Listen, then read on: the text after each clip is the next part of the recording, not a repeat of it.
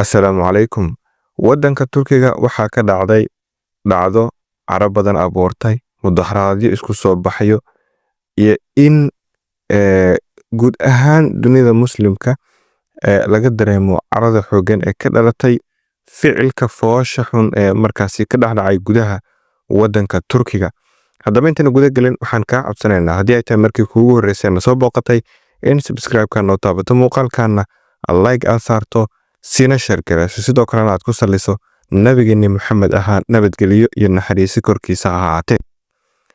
Ciidamada booliiska Turkiga waxa ay xabsiga u taxaabeen 3 wariye oo markaasi ka tirsan warbaahinta Leman.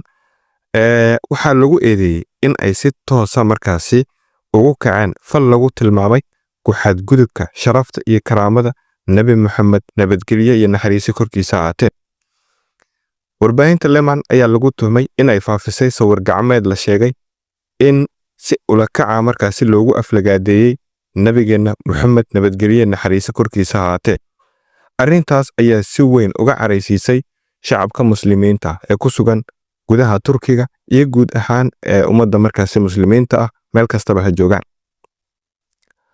Dowladda Turkiga oo si degdeg ah uga falcelisay arrintaas ayaa sheegtay in fal kasta oo lagu aflagaadeeyo nabigeena Maxamed nabadgeliyo iyo naxariis korkiisa ahaatee aan la aqbali doonin sharcigana lala tiigsan doono qof kasta oo ku kacay arrintaas.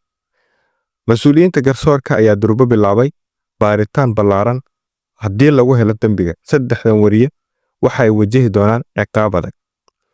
Dhanka kale shacabka careysan ee muslimiinta waxay isugu soo baxeen afaafka hore ee xarunta Leman iyagoo sitay boorar kuna dhawaaqay erayo markaasi ay ku dalbanayaan in la ciqaabo 3 nin sidoo kalena la ixtiraamo diinta Islaamka lana ciqaabo shakhsiyaadka markaasi ku xadgudbay nabigeena sharafta badan. Dhacdadan waxa markaasi ka carooday dadweyne aad u fara badan xilli ay ku tukanayeen wadooyinka gudaha Turkiga. Dhacdadan waxa su'aalo badan markaasi ay ka keentay xagee buu ku egyahay xorriyadda hadalka ee Turkiga, xagee ayuu ka bilaabmaa. Waa su'aalaha dadka ay isweydiinayaan.